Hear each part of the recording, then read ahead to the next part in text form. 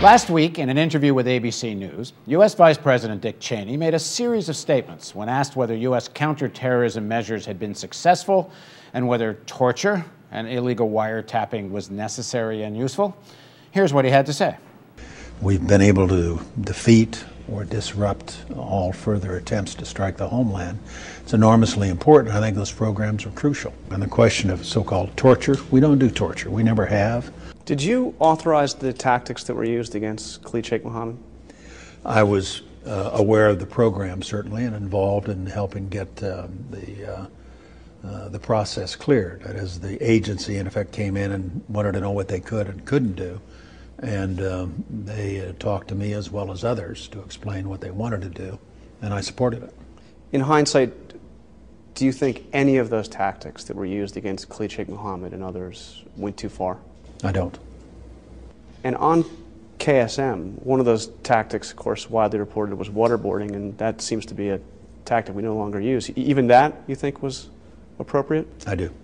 Joining us now to discuss these developments is Michael Ratner, president of the Center for Constitutional Rights, former president of the National Lawyers Guild, and a member of the board of the Real News Network. He joins us now from New York. Thanks for joining us, Michael. Thank you for having me, Paul.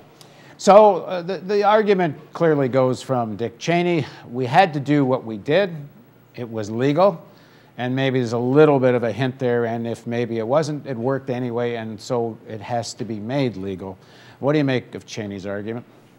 Well, you know, I think people should understand this was a pretty astounding statement. I mean, Cheney's been out there a lot. He talks about a little dunk in the water, talks about going to the dark side. But here we are coming to the end of the Bush administration, and Cheney is running through a lot of the policies that have been condemned both in the United States as illegal and worldwide.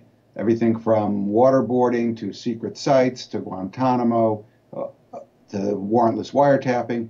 And all of a sudden, he's admitting it. And one question we'll get to is, why is he admitting it? But on the substance of what he said, the statement that struck me as most remarkable is the one about Khalid Sheikh Mohammed and Cheney's actual hand in crafting and supporting the, quote, techniques used against Khalid Sheikh Mohammed, who was kept at a secret site. Cheney says a couple of things about Khalid Sheikh Mohammed that make you wonder. One is he claims that we didn't know much about what was going on after 9/11, and we got half, or I think he says 3/4 of our information from Khalid Sheikh Mohammed. Well, in fact, that's completely false. To the extent Khalid Sheikh Mohammed told them anything, it's all been demonstrated that it happened before he was tortured. That's one important fact. Now, how do we know that? They go to Jane Mayer's book called The Dark Side, and they look up Khalid Sheikh Mohammed. So then we're talking about the techniques. And he of course says they weren't torture, but of course we all know they were. He says it with really, I mean, he says it seriously, but we all know that the techniques that were authorized were torture. He says, well, we don't torture, and then you footnote, except that we use waterboarding, except that we put people in, you know, small boxes, we use dogs, we strip them, we hood them, we do all these things. But we have legal opinions that say they're not torture. But of course, the legal opinions were not done as independent opinions. They were done really as part of a process that was shaped by the policy, not the opinion shaping the policy. The policy shaped the opinions. So they're really, really worthless. So you have the Vice President of the United States saying it's okay to waterboard people, and I approved it. It's essentially the admission of a serious felony. We have a statute in the United States called the Anti-Torture Statute. He could be indicted tomorrow. And many of my friends who were originally saying, well, we need a commission, we need to look at this stuff, now they're saying, let's indict Cheney tomorrow, or at least when Obama takes office. So it's really an open and notorious admission of Cheney's involvement. So why do you think he's doing it? I think that's what's key here. I mean, it almost seems gratuitous. I mean, is it bragging? No, I don't think it's that. I think what's going on right now in the administration, with 30 days left to go, is a struggle over whether they're going to give pardons to the people involved in the interrogation program, so-called enhanced interrogation program.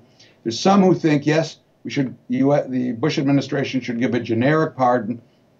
Just say anybody involved in the interrogation program is hereby pardoned. There's others who say we don't need to do that. We're not really facing prosecution. There's others who say, well, it's an admission of guilt. But in fact, if you were Cheney, I don't know about Cheney, but certainly Rumsfeld, Tenon, and the guys in the top, you're going to sleep a lot better if you have a pardon. Because there is a lot of movement out there now on not just a commission of inquiry, but on prosecution itself. After all, in the last few days, the New York Times called for the appointment of a prosecutor to look into what Cheney, Rumsfeld, and others have done. They said it openly, they said crimes were committed and we ought to do this. That's pretty serious. That's not just progressives out there. That's the newspaper of record in the United States saying a prosecutor is important here. So I think this talk of Cheney's, this interview is leading up and putting pressure on Bush, to give pardons to Bush himself as well as the rest of them. So what you're saying essentially is that Cheney has kind of thrown down the gauntlet here. He said, yeah, you can call it illegal if you want. I say it's legal, and he's put it into Bush's hands to make a decision. So does he think doing this somehow will prepare public opinion to accept this? And maybe is he making a call here on the Obama administration that they don't really have an appetite for this anyway? No, I think both those points are right, Paul. I think, one, he's throwing down a gauntlet and saying to the Bush administration, we need pardons. Secondly, he's trying to convince the American people that what we did was necessary. And he's basically said, we're destroying the networks. We haven't had a terrorist attack in the United States. These were good tactics then, and they're good tactics today, and they'll be good tactics tomorrow. And of course, that's an argument. We have not had a major terrorist attack in the United States since 9/11. But of course, we don't know whether it's these techniques or other reasons that we haven't had one.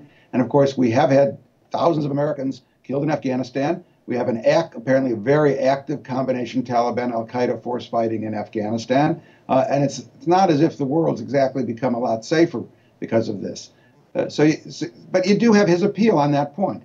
So that is, I think, part of what's going on. And given the Obama kind of positioning of let's move on, let's turn the page, and let's have reconciliation, maybe Cheney has a pretty savvy appraisal of the politics of it. In the next segment of our interview, let's dig in a little further to Cheney's interview about Guantanamo and Iraq, and let's look at a little more at how the Obama administration might deal with all this. Please join us for the next part of our interview with Michael Ratner.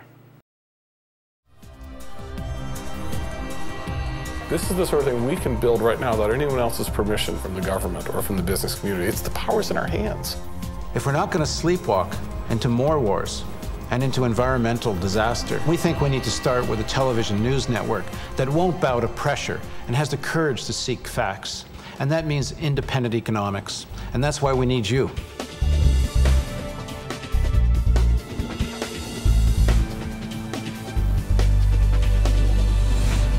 Real hope means facing a complex reality. Your tax-deductible donation makes it possible. Please contribute. Visit therealnews.com.